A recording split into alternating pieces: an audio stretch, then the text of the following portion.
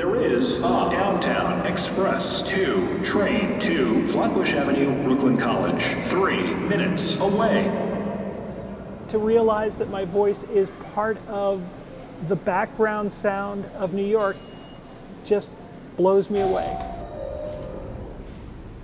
My old voice is something that I treasure as a thing I will not be bringing out for company. There are these amazing moments where I go, that's it. That's the voice that sounds like me. That's the voice that reminds me of my mother. That's the voice that feels true. If I need to do a new recording, I just switch to that, and the next Downtown #2 will arrive in 2 minutes. Please stand away from the platform edge. And then I go back to this voice. It's unusual for someone who has developed a more feminine sounding voice to still use their old male sounding voice. So that, I think, is a little bit different. It's unusual. There's these moments in transition where you look back at your previous self and you're able to go, that's me, but it's kind of detached, where it's like, that's me, but it's not I. It's not the I voice of like your internal monologue anymore.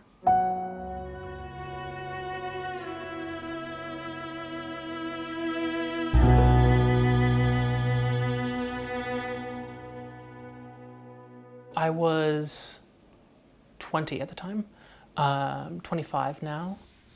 I remember thinking when I was starting my transition that I was like, I'm too old to transition. And looking back on that, I was so young at the time. And it's something I'm so glad that I did. As I got into my 60s, I think one of the things I realized is I'm in the last portion of my life, that if I was ever going to do this, I would have to do this now. I feel comfortable in my own skin for the first time in my life. Now that is for something that I'm going to be doing for the subway for Transgender Day of Visibility. This is not going to be the final version, so. Please stand away from the platform edge. This is Bernie Wagenblast, the person who has uttered that line countless times in subway stations across the city. On this International Day of Transgender Visibility, I want to remind you that transgender people are part of everyday life. It's a little PSA that they're going to run. I'm comfortable switching to my old voice because that voice has played a big part in my life. It has not just been part of my career, it has in some ways helped to identify me to the world. When you change your voice, it does change some of how you have to interact because voice informs personality just so much. I think I really started to become more self-conscious about voice when voice was a tell for people, when voice would be the thing that would let people know that I was trans and would sometimes change how they gender me if they were unsure. So when it became that kind of that tipping point, that's when I started to think about it more as something that I wanted to address, something that maybe made me self-conscious, and so I started seeing someone in person for that. So warm up, you know what you're doing. I will just chime in if you need me, and we're going to have you aim for fish hook. How about lion? No? Uh-huh. Yes. Wonderful. Let's chew hum first.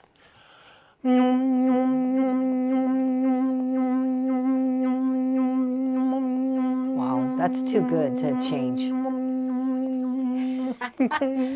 The variation is this. Yum, yum, yum, yum, yum, yum, yum, yum, yum, yum, yum, yum, yum. Yum, yum, yum, yum, yum, yum, yum, yum, With yum, a yum, Y, more of a Y. Yum, yum, yum, yum, yum, is yum, where you yum, feel the yum, chew. yum, yum, yum, yum, yum, yum, yum, yum, yum. I feel like a cat. Yeah, meow, meow, meow, meow, meow, meow, meow, meow. meow, meow. I think the chew hum is more Yeah, normal. I think it is. I think. Okay, so you're going to read that? Yeah, whenever you're ready. When the sunlight strikes raindrops in the air, they act as a prism and form a rainbow. The rainbow is a division of white light into many beautiful colors. Okay, so we shall compare the first day we met. The rainbow is a division of white light into many beautiful colors. These take the shape of a long, round arch with its path high above, and its two ends apparently beyond the horizon. Ooh. When the sunlight strikes raindrops in the air, they act as a prism and form a rainbow. That's a real difference. I can definitely hear the difference between all that. Yeah. Which is really cool. It is really cool. Congratulations. Yeah. Yay! And you've really maintained this. You've had this voice for quite a number of months. You know, when I work with a client, I want to help them achieve the kind of sound and the kind of expressiveness that they want. That might be a stereotyped way, or that might be a combination of things that is just unique to them. Binary, non-binary, as much or as little of any direction they want to go in.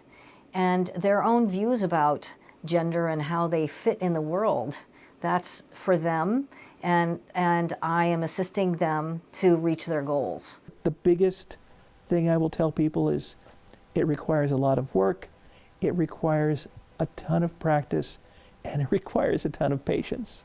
And I have an app on my phone where I can speak into the app, so you would get that immediate feedback visually. Well, very good morning to you. I hope everything is going well. I'm just trying to test my voice. So if I were to do a subway announcement, The next downtown number 2 will arrive in 2 minutes. Please stand away from the platform edge.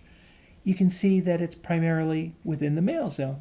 But when I change to it now, it's either more androgynous or more feminine. I'm taking female hormones, estrogen. It doesn't do anything for my voice. It changes other parts of your body, certainly, but it doesn't have any impact on your voice. I am not satisfied with where it is.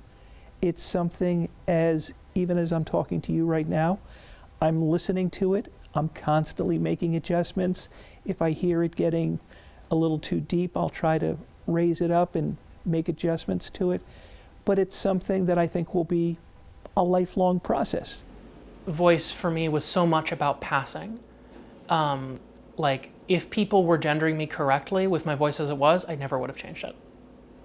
So it's all about passing for me. It's all about how do you maintain that sense of safety, whether it's mental safety or physical safety, emotional safety, whatever.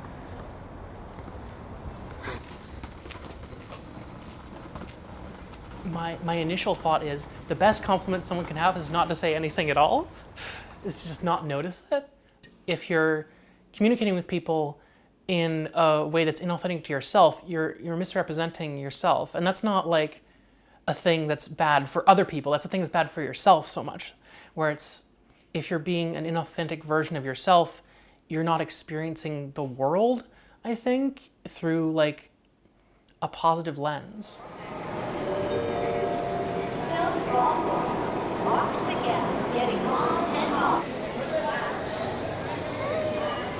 I am the voice currently that you hear in the numbered line stations telling you how long it will be before your train arrives. Local 3, train to New Lots Avenue, approaching the station.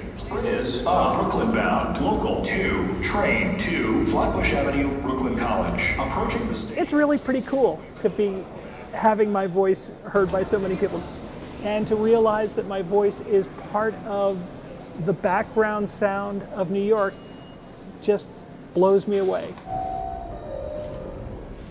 I want my story to be a positive example. I think that there is a need to have examples of transgender people in everyday life. And when people recognize me, it's a sign that there are people who are hearing my story and are accepting.